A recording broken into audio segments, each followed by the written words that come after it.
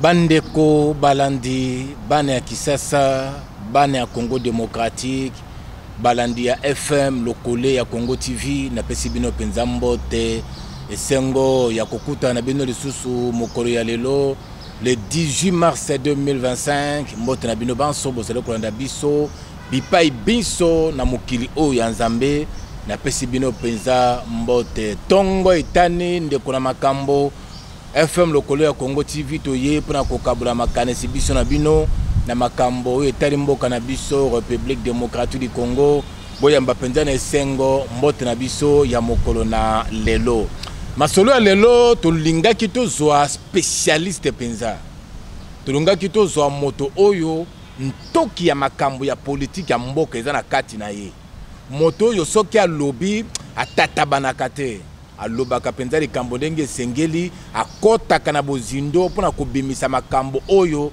bato ebele bayebi yango te tolukaki kozwa ye kasi tolamukaki mpe totambolaki na nzambe elongo pamba te kaka ntango azali komilengele te abima kende na makambo ya kilasi ya bana tolobi te bakende kozwa bana me yo sunga biso opesa biso biyano na makambo mibale to misato tobongisi mpo na lelo bandeko balandi lelo le 18 mars 2025 invité na biso bolingaka ye mingi penza mais tozwi penza pied levé mwana mboka Maurice Likuo Bolangala ona kopesa mbote tata mbote papa Fleury mbote pe Moro Djambe merci beaucoup wana monstre ya ba image puisque au monanga ye Moro ngape Moro voilà ba momi bale beaucoup tan mais o tenir biso rigueur te poto tiema mbilinga na programme ozalaki na yango te ça le loko pour kusunga bandeko balandi na makambo etali penza mboka eza makambo ya motu ya mingi penza merci ko regretter te parce que na pesa ka promesse na lobi o yetali makambo yekolo même à te surprendre ngai même à ta teo nazana culotte mais le col etali makambo yekolo pe na lingi ekolo na biso mingi je suis obligé de répondre à cet appel. Merci beaucoup. Donc on regrette te wana penza esungi biso makasi ya no wana penza bandeko balandi na Kisasa na Congo démocratique pe na Afrique date ya lelo le 18 mars ezalaki na litomba monene to pe zali na litomba monene penza ezali mokolo oyo Joao Lourenço tata mokonzi ekolo Angola abandaki kozela délégation mibale moko ya gouvernement ya Congo démocratique pe moko ya ba M23 po bakende kosolola na makambo etali mboka M23 AFC ya Corneille Nangaa bazala na masolo pona koluka nzela ya kozongisa kimia kati na mboka na biso mais hélas masolo yango esalamite taratina tribito potambangu to kende pa Maurice Likuo tango mosusu soki tokokuta na ye tomeka kozwa maloba mibale to misato epai na ye pona makambo maye motuna ya Maurice Likuo ezalaka likambo etali expérience politique ozana yango na kati ya Congo démocratique mboka na biso opinion na yo pona makambo oyo nyonso ndenge leki lelo rendez-vous manqué ya raté ya Luanda l'expérience na yo et le bédo penzani. En tout cas papa Fleury merci mingi et puis na kopesa pe na bandeko banso yekolo na biso bo bazali na kati ya mboka na boyo bazali na libanda na pesi bango pe merci encore merci pona nini parce que soki na kozwa ba coup de fil na bango na kozwa ba message na bango ezala écrit nini tout ça eko pesa ngai mawape na monaka que effectivement il y a des Congolais des Zaïrois qui aiment leur pays très bien malgré que bazalio balobaka la voix de sans voix mais de toutes les façons bako exprimer bolingo ya mboka yango na pesi bango nyonso tu na tombeli bango merci et puis le kola bango ba encourager kanganga pe na encourager bango que ba lembate ba continuer ko défendre mboka oyo ya biso na mutuno yo tuningai na sepelaka toujours je reviens toujours ce que j'ai toujours dit na yo que na sepelaka mingi soki toko sala na yo émission puisque tozalaka na anticipation mingi c'est ça makambo mingi oyo sale maka na kati ya mboka na biso ngano déjà tosolo baka yango déjà avant Alors epai ebimaka ezalaka lokola une répétition. Nakanisi une émission tosalaki na yo il y a 2 semaines. Nalobaka yango très bien nalobi rencontre yo wano yo ya Luanda ezali déjà voué na échec. Et puis nakanisi ta mosu bato yo mosusu yo bazalaki contre maloba nanga lelo yo bamoni yango malamu. Tikana tuno pe motuna. Wana pendeza ya solo. Ezali pende ya solo na masolo tozalaki na yango na Maurice Liku abetaka tete na likambo wana. Mais ezalaki likambo ezalaki musika. Yo yebaki yango ndenge nini? En tout cas, Papa Fleury, okoki kotuna ndenge nga na yebi yango te parce que wana ezali neti lokola ndenge ezalaka koyina taba. Webi koya zalaka kobangaka taba tango amonaka taba na maseke ya minene. Mais tango atunika kataba lobi mais yo ozana maseke boye namoni soki nga no tokomi kosaka noza capable obomanga bongo taba lobi kobanga maseke oyo wana te esalaka eloko moko te. Alors tango bakoseka sikoyo koya seki tala mino ya koyebimi sikoyo koyaya kotala mino ya tabande mino moko mike alobia yango na mona kaye soki tolingi tolia nyama ye ifo ka kende na sima kende kolia kamatiti eza lokola motuna ngana yebisa yo ndenge nini biso tozwaka ba information na ba situation wana ezali vedi na miteki ngai moko ekoki kosalema te na yebiso yango te. Alors je reviens sur ce que posaki comme question. Omoni nalobaka na émission yo wana nalobi que rencontre yo ya Luanda ezali ba piège na kati. Ba piège ezali na kati et puis eloko moko na sepeli na yango puisque na kebisaka Félix Tshisekedi. Na yebisaka nalobi soki omeki kokende na rencontre yo wana esili opesi sikoyo Kagame raison que bitumbo yo wano yo bango ba koloba rébellion ezali nde rébellion entre les Congolais donc ezali une agression te. Alors yo komeka kokende te parce que M23 na AFC ezali babiloko ya biso te, c'est une armée rwandaise. Alors comment est-ce qu'on peut aller discuter avec nos agresseurs? Et puis na monique alandaki yango. Alors omoni wana ezali na côté oyo ya ye Félix Tshisekedi lokola eloko oyo wana esalemi te ezali po na avantage na côté oyo ya biso parce que avantage na ndenge nini? Avantage ekolakisa malamu que notre pays est agressé de l'extérieur par une autre puissance extérieure oyo ezali Rwanda. Alors bakamatika kakombo ya M23 na FC bapakoli yango couleur lokola ndenge oyo nani papa Munguldia kazalaka koloba lobi mutu kaka yango mais ba changer kaka chauffeur chauffeur na couleur mais kaka yango. Donc ezali une armée rwandaise bakosi kaka kombo ya ko changer au lieu de APR bakosi M23 AFC. Omoni alors yango wana omoni bien que biso toko quitter que Félix à travers Félix akende ko répondre na babiloko ya ndengo wana pour donner raison siko na Kagame akende ko ganga na mokili mobimba mais vous voyez ils sont en train de négocier entre les Congolais hein ngai na katite puisque ce que zalaka agression na ngai nde bomoni nde Félix akokaki ko kendete akosolola ye na bandeko na ye donc omoni ezalaki piège ya munene. Alors, na côté, il y a M23 na AFC. Bango bakete pona nini? Na landi communiqué yo bango balekisi yango wana na réseaux sociaux. Tout ça c'est du mensonge. Eza lokuta. Lokuta na ndenge nini Maurice Liku? Lokuta oui baboyi kokende ezali te ke pona ba raison wana bango bapesi wana. La vraie raison.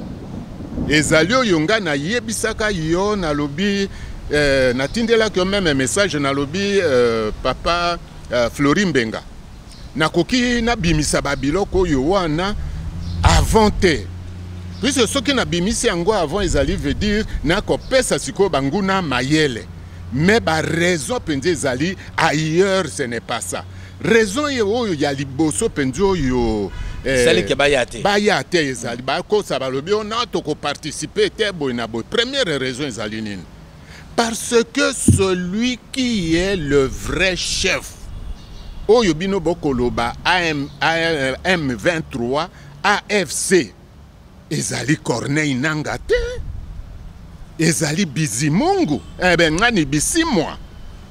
Bisimwa qui est rwandais, et que ce qui est loyo, qu'il y a une délégation Yohana.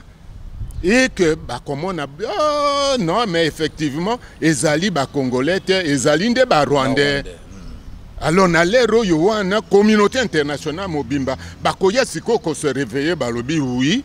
Donc, Félix Tshisekedi, il a raison que c'est le Rwanda qui agresse le Congo et que la délégation, ce sont des Rwandais. Il n'y a pas de Congolais dedans.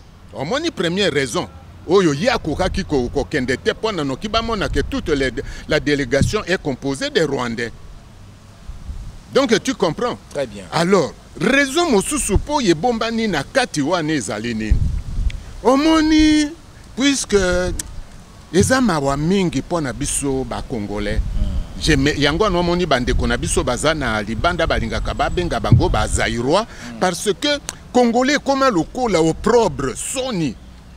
Ndenge nini biso nyonso mboka mobimba 100 millions d'habitants, tozala toujours ba rêveur. Tobosanaka yango no moni mena boba koloba nous sommes des intellectuels ba quand même histoire était. Tozo rêver ne lo konde mo. Toko rêver pourquoi? Mais boyebi bien. To bandana no exemple ya liboso yo yayi bango moko ba Rwandais. Tango ba Rwandais ba bandi biloko na bango yo wana ya ko attaquer Kagame a attaqué Rwanda pour avoir pouvoir. Batiaka nani président ya mouvement na bango. Ezalaka bizumungu. Utu. Mais siko tango bango ba ye ba koti na kati ya Rwanda ba kamati bizumungu ba boaki ye en tant que Utu. Siko yo ye moko Kagame abimisi véritable face na ye. La même chose. Au moni tango nani oyo ba Matadi Wamba. Bazalaki na nini na RCD. Bakosi bakamati ba Matadi Wamba bati bango liboso pona bolo bakoko ke RCD ezali biloko ya ba Congolais. Or que tango balongoli Matadi Wamba nani akamati Ruberwa. Rwandais, siko véritable face ya Ruberwa ya ba Rwandais. Ruberwa Congolais. Ya te ya Rwandais. Rwandais, Cambrouille nanongate tikana progresser. Tout le monde connaît. Tout le monde connaît que Ruberwa c'est un Rwandais parce que dans nos 540 tribus, 450 tribus, nous n'avons pas une tribu qui s'appelle les Banyamulenge, ça n'existe pas, mais les Banyarwanda, c'est-à-dire les réfugiés rwandais, Oyobayake Panabiso. Ici, Ruberwa c'est un Rwandais. Alors, sikoyo, la même chose, ndenge basala kape na Onusumba. Omoni Onusumba, tokozo Onusumba, mwana na biso maoko, nini mutetela, boye na boye, or que c'est le véritable chef était nani Bizimakara. Donc vous comprenez. Politique à Okamatabana Mboka, effectivement. Bango liboso, bango babatami na babatami siko soki même masango eteli, siko véritable elongi. Avec Laurent Désiré Kabila. Donc je vous rappelle des faits qui sont concrets que vous-même vous avez vécu, mais vous êtes en train de rêver à cause des danses et de la musique. Laurent Désiré Kabila. Tango Laurent Désiré Kabila Abandi Koyana Fidel. Balubaki nini Laurent Désiré Kabila. Ah non, c'était un Congolais, c'était un Zaïrois, Bonaboye. Mais tango ba Monique ba komi directement pembeni ya Kinshasa, Kombo ya nani Bougere Bimi. Heureusement, Kabila, un roublard comme lui, il a compris le jeu. Allez, à Kosi Kokende na Lubumbashi, na Katanga, c'est à partir de là où il y a à s'autoproclamer président de la République. Donc à Damé Bango Nini Pion, puisque c'est Bougera qui devait passer. Oyo moni même guerre izalaki à les deux outo yebimisaki mindondo izalaki colère yoan. La même chose comme l'histoire n'est qu'une répétition des faits déjà vécus. Oyo yokoya komona makambo ya ba Corneille Nanga. Donc Corneille Nanga bakamataki ye uniquement pour embellir le décor. Hein? Ya fourberie ya bango ba tuchi. Oyo ba mesani na fourberie. sikoyo tango bakomona babandi progresser sikoyo nini bona ale bisimo sikoyo véritable rwandais bakamati sikoyo nanga baotia ye pembeni de manière que sikoyo nani bisimwa. Donc vous voyez ce jeu là oyo wana ezali. Deuxième aspect, on a Pessio, na kati ya loko yo wa no yomoni que il y a même un conflit maintenant na kati ya AFC na M23 o ya Corneille nanga na bisimwa mais balingi balobango te, mais nous avons déjà des éléments et des informations. Il y a une grande crise qui couvre au sein na bango. Oui. Alors troisième raison ezali nini oyo penjo yo ya munene. Bino boyebaki même atati na ya véritable visite ya procureur ya CPI Kanawa na biso na Kinshasa. Il n'était pas venu en tourisme. Même ataba dessous de carte yo wana ba bimisa yango au niveau ya pays na biso na nini te, mais biso na moi ba curiosité na biso na mato na biso lokole kendeke moi mosika ezalaki on est venu déposer et avertir aussi les autorités na ba mandat d'arrêt internationaux qui courent derrière justement ba bisimo yo wana na ba délégation nyonso to yo wana yo ya M23 na AFC pour les crimes yo bango ba ko sala kuna na nini. Donc ce sont des grands criminels oyo ces pays déjà à ça établir ba mandat d'arrêt na bango. Et que loko yo wana ya Luanda ezala qui piège aussi contre bango. Ce qui ba mekaka batia makolo na nini na Luanda ces pays allaient les récupérer.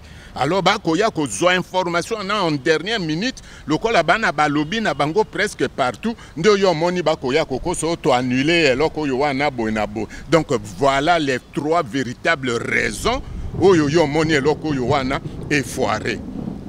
Donc c'est ça. Alors vous voyez que na émission yelekaki na yebisaka nani président Félix Tshisekedi na lobby omoni ba déboire nyonso oyo bango déjà bako vivre yango. M23 qui dit M23 dit Kagame, qui dit AFC dit Kagame, na ba déboire oyo nyonso tout na ndenge siko communauté internationale ba prendre conscience siko yo que effectivement Kagame c'est un grand criminel. Banquette pe ya minene ko salema contre ye Kagame oyo wana. Banquette déjà zali beaucoup plus avancée. Et je peux même anticiper les choses pour dire que ye pe azali pe na mandat d'arrêt international na ye. Paul Kagame. Paul Kagame. Donc balingi ba brusquer ye nano te puisqu'il est encore en plein fonction que banquette nano et silité. Oyo yo moni que même Union européenne balingi lisusu ko sentir yete partout ba sanction bandi ko bima siko ya zui kizunguzungu na puisa ça yebi déjà ce qui va lui arriver. Oyo Monique, il anticipe les choses, a commis qu'on rompre la relation avec la Belgique, a commis nini à cause justement de cette situation. Alors, ce qui vraiment que na mboka na biso, Tshisekedi azali na ba grand stratège politico-diplomatique. Ce sont des situations à exploiter. Vous pensez qu'Azali na bangote? Bon, azali nde na bato ba porteur de diplômes. Mais bazali ba spécialiste na domaine était. Il faut la chevronner. Ezali biloko moko ba improvisa kayango. Ah oui pas yo vandia wala ki sanga diplôme na yo ya journaliste. Est-ce que tambola kanango? Mais bakoye yo Florim Bengandenge bakumisaka yo que vous êtes parmi les meilleurs journalistes. Na musalo yo salat. Et puis batoba kolanda yo bakotala balobi oui, celui-ci c'est vraiment un grand journaliste. Ce n'est pas ça. C'est la même chose comme on a makambo ya ba stratège banin. Pourquoi Félix Tshisekedi peut avoir certaines petites difficultés par-ci par-là? C'est parce qu'il n'a pas de grand stratège. Au monde, tala lokola ndenge basala ki même composition na bango pour bakende na nini na loko yo wana ya Luanda wana soki esalemaka. Bon, on a côté en profondeur était puisque nos kiba soit na contre bango ou bien non, mais composition forme simbaki. Ah, alors comment côté simbaki te o ane biloko ya folklore point na théo bien parce que quelqu'un est beau, parce qu'il est gros ou bien parce que il est bien habillé. Non, wana biloko ya ndenge wana basalaka yango na diplomatie secrète, c'est-à-dire ya molili bino bokende kuna ka ko récolter ba résultat mais bokoye babo balonaki yango te. Donc décor oyo bango batindaki balingaki batinda wana. Bon, tout ce que diplomatie secrète, mais ils n'ont pas intimider non, mais elle dirige toutes les grandes puissances, comme on a dit, les États-Unis, la Russie, la Nini, tout ça, ça marche dans la diplomatie secrète. Ce n'est pas la diplomatie à décor officiel, non.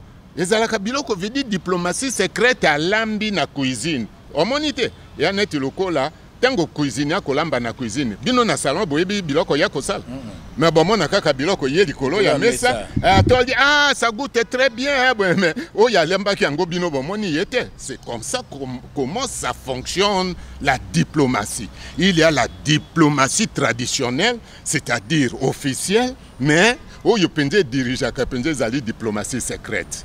Diplomatie secrète yango ndemo tozala ko diriger mboka. Alors on me kaki ko loba yango awa na kata ki na maloba na ngai likambo etali moi crise ya confiance na kati ya AFC na M23 même bazo sala moi sembla moko boye on dirait ba étouffer yango. Vous êtes au courant Maurice Liko? Oui.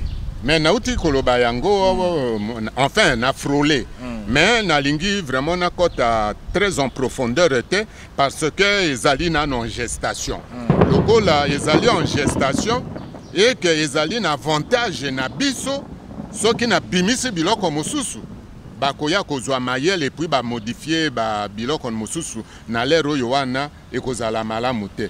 Tika yango mais okoyoka ke il y a une très grande crise entre Corneille Nangaa et ba mentor na ye ya ba Rwandais, puisque les Tutsi bakoki bandima te ke basali mosala ti bongo yo pauvre congolais yo mwana na bango ya mosala oyo ko bénéficier na yango omoni et que bako subir ba perte moko ya somo mais bino wa boko ye bate ba Tutsi bakufi ebele ba frappe moko ya somo.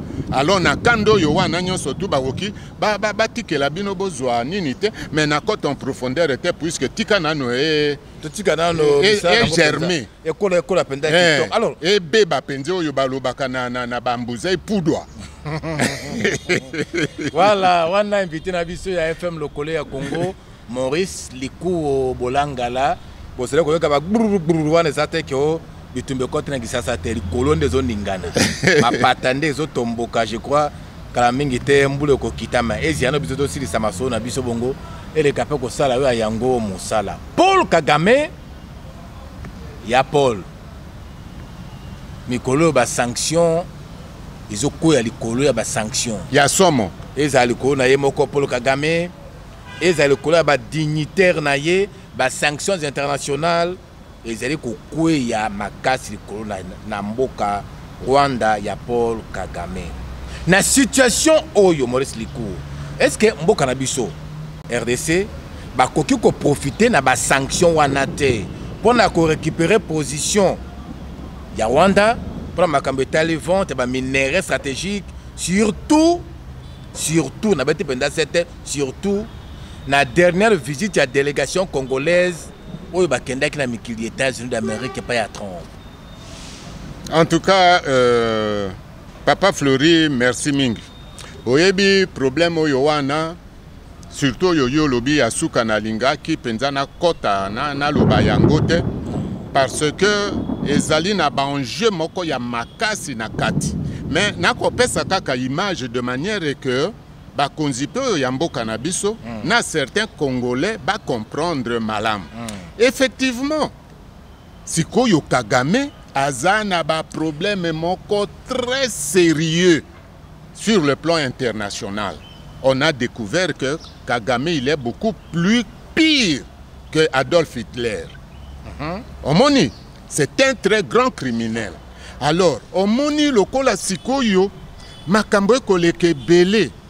Na kamata par exemple lokola kaya États-Unis.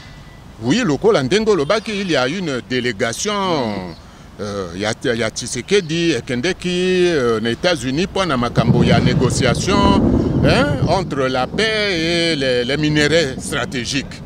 Mais au Moni, ce sont des choses qui ne s'improvisent pas. Ok.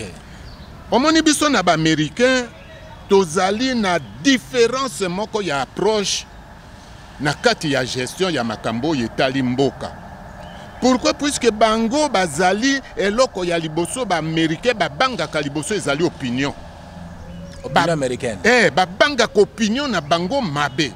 Alors mona kaka depuis que les États-Unis existent, symbole na bango ezalaka colombe ya pembe. Veut dire balingi pureté, morale. Et loko nyonso to ezali immoral epai na bango balingaka yango te. Omoni talaka ka epai na biso awe ezalaka nini? Boyebi ke moto yo c'est un grand voleur. Auti na famille moko très pauvre, pe d'un seul coup a commis millionnaire, auti oyiba mbongo ya peuple. Mais biso awa okobetele maboko, preso, son ipete ye wana pe akobeta tolo, j'ai beaucoup d'argent. Tandis que pa ya bango ba américain bakolandelo ti bakoko na yo. Soki koko na yo azalaka criminel, bakoki bapesa yo mwana na ye nini te. Ba famille moko ya bato ya mabe, ba na réputation moko ya mabe. Ozalaka moyibi jamais ba biloko ya ndenge oyo wana. Alors, Kagame bayebi très bien que il n'y a pas de richesse na sous-sol na ye ya Rwanda. Oyo nyonso to yo bango ba ko zwa lelo ba ko somba yango à travers Kagame ezali biloko ya crime ya sang. Oyo ke bato ba ko kufa ba na mike ba ko kufa ba si violer nini tout ça. Alors et pas ya ba américain ezali donc opprobre donc son ya munene ke bazala ba acheteur ya biloko donc ba receleur. Ba receleur, oui. Omoni biloko yo ya salité. Balingaka yango te. Puis soki kaka ke ba monya non biloko yo ba kosom. Tandis que pendant biso toloba nini to te etalinde bango kuna ata bakufi, mais moi j'ai acheté, je n'ai pas de problème. Et pendant ba américain ce n'est pas comme ça. Et pendant ba américain akosombe loko même ata no kabeli yo fele soki ayebi ke ezali biloko yuti na crime akosomba te. Alors on moni délégation na biso epai bakendeki, ils étaient trop pressés. Il fallait tout d'abord batinda o ndenge utaki koloba sikoyo bato amolili, c'est-à-dire ba préparer lobby, ba préparer sikoyo opinion, ba préparer sikoyo ba konzio yo, puisque eux ils se basent sur l'opinion. Sikoyo nde bake balobi bon omoni ba biloko yo ba Google ba nini ba soft ba nini tout ça bazalaki kosombe ezalaki biloko ya crime bonabo, mais biso moko sikoyo lokola to récupérer situation to lingite ke bokende kosomba kalisusu biloko ya moyibi boya kosomba yango. Sikoyo nde ba américain sikoyo bazali bien préparé ba bi oui c'est la vérité na l'air wana soki bo d'une manière officielle. Déjà terrain zalaki déjà préparé omoni kembala moko ba mordre omoni, tandis que pas na biso net lokola topeto kitolo tous les grandes puissances du monde ont besoin de minéraux stratégiques. Très bien. Bah, on a besoin na yango, mais pas na ba américain, ce n'est pas puisqu'ils ont besoin de ça qu'ils peuvent acheter n'importe quoi ou bien collaborer avec des criminels, non.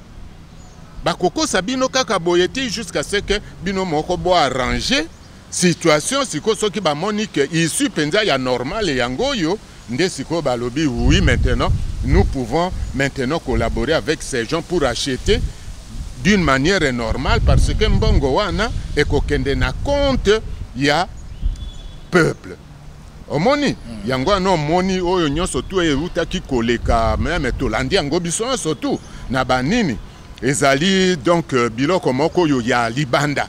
Mais ce qui se passe ce n'est pas ça.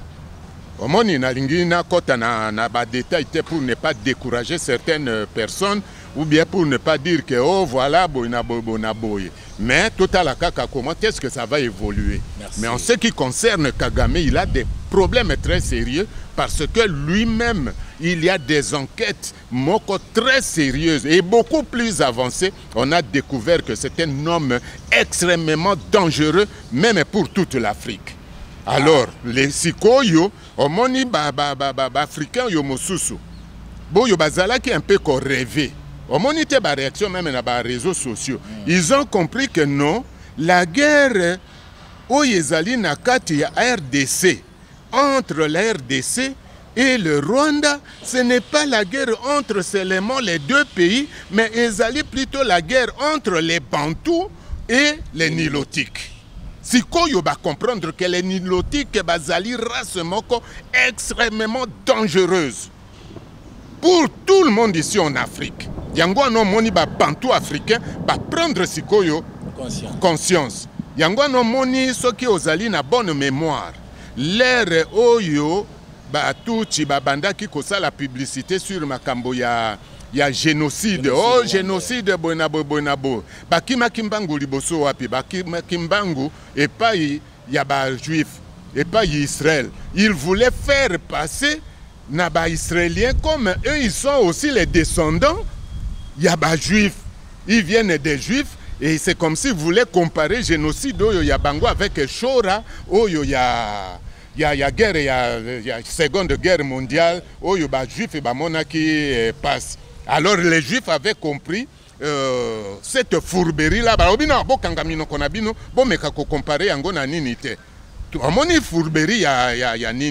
Alors, toutes ces images, toutes ces stratégies diabolico-sataniques, maintenant ça commence à se faire jour et pas il y a opinion internationale.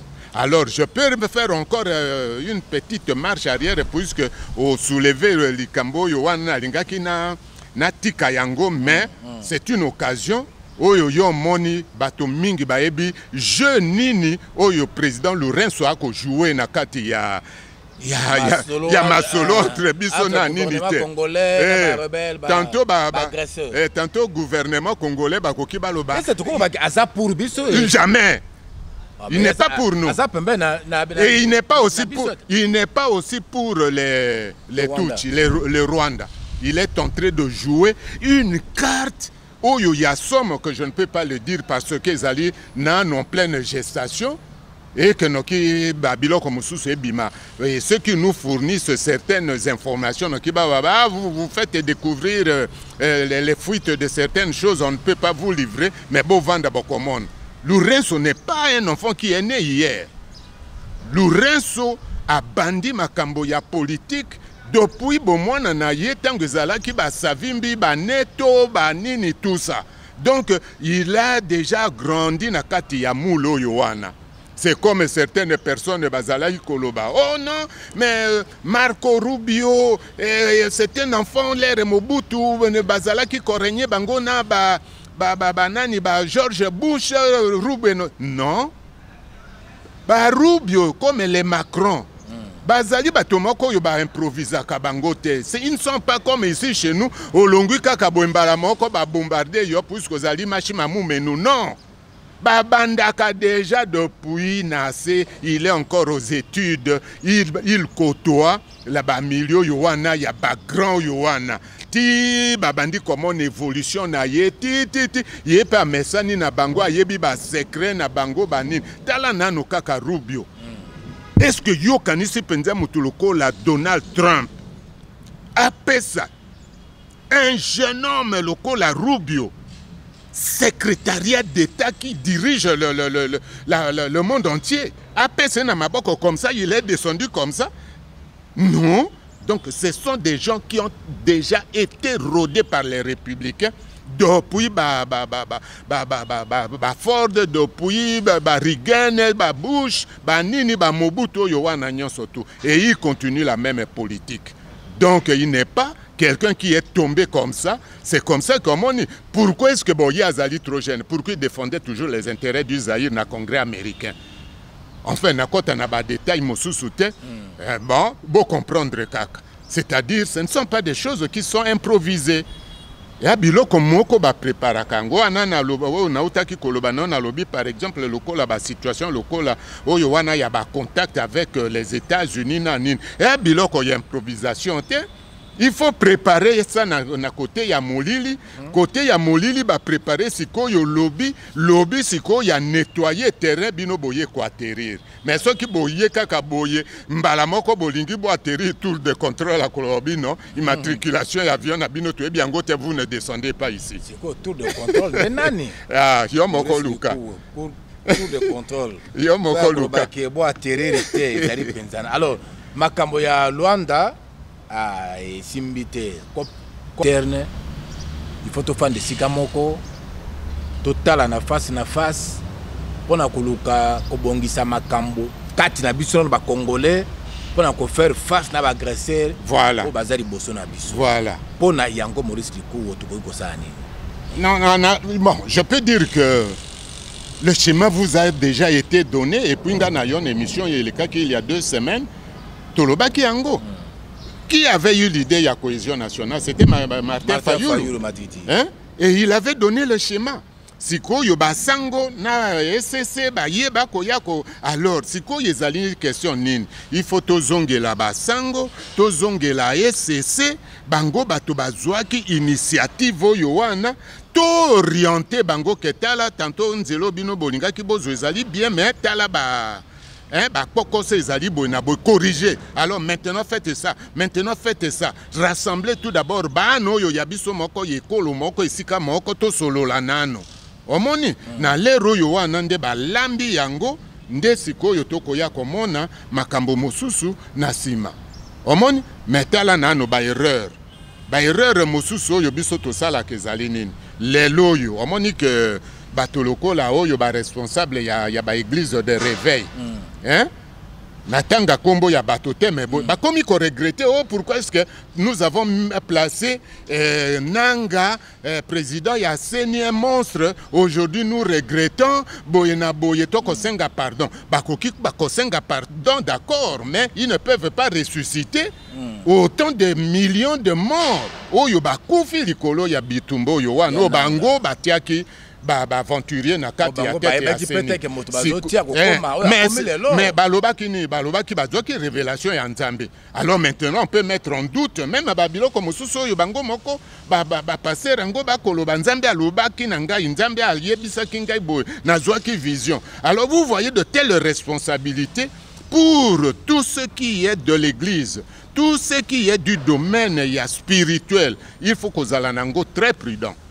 Donc, question ezali wana balanda schéma ya Martin Fayulu bayo kasonite moto ya zwaka ide na likambo ye moko nde moto aza spécialiste na yango même na yo ye ko sakapare na yango na kati mais okoye babiti te omoni alors babenga ye basolola nous allons trouver une solution mais pas avec les Rwandais, pas avec les M23, pas avec AFC parce que ce sont des connotations rwandaises, tromper biso. Mais entre nous, nous pouvons trouver des solutions. Très bien, entre biso na biso ba congolais.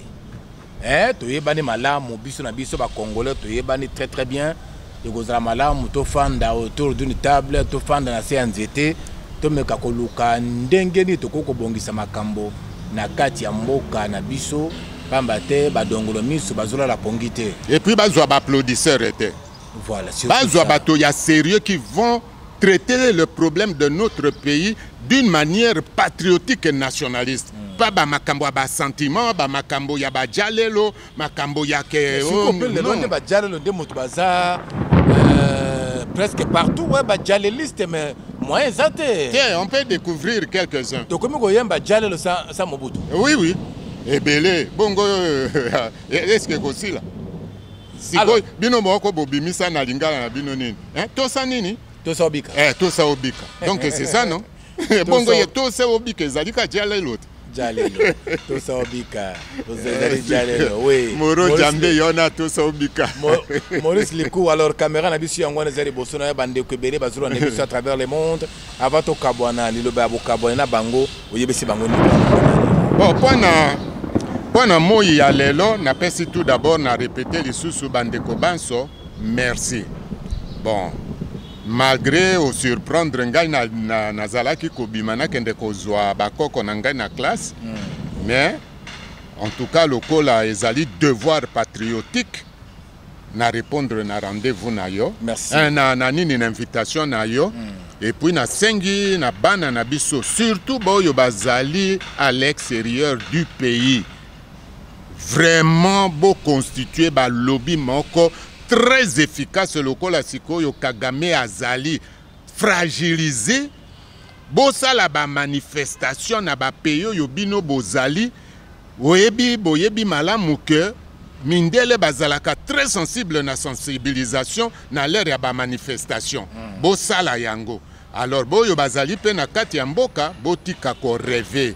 Totika nano ata quelques jours makambo ya danse na masanga na ba mawa mingi na suki wana. Okanati to zobi na mingi eleki tala kaka ke Afrique mobimba bakoma konsekaka biso likolo ya danse. C'est triste. Tout excès étant défaut. Et là qu'on y basara kaso ke leki koma kamabe. Ole otondi molingo ya kaka. Eza mabe total makambo ya mboka na biso en face to sangana sika moko liboke moko to le langage moko pona ko bengana ba Rwandais ba tout Rwandais o balingi komema mobulu na kati ya mboka na biso ba bazana goma bazo sala ba fête ba professeur ko bima kenzamba la kaka bango ke RDC goma na Bukavu eza bango donc ndenge ba coach wana zanda ba pesi bango terre promise na bangoma. C'est parce que ba yebi que ils ont des traîtres parmi nous. Voilà. Hein? Comment voulez-vous toute une armée à l'armée ya ba traître? Ba kolo ba ebintina. RDC c'est ba Congolais ko zalaka jamais terre promise ya ba Rwandais. Et ko sale mapete. Ko sale mata mokolo moko. Boyo ba liaki ba mbongo na bango atandele ba ko sanja. Ba ko sanja yango. Très bien, Maurice Likou, merci à Zalaki invité na biso.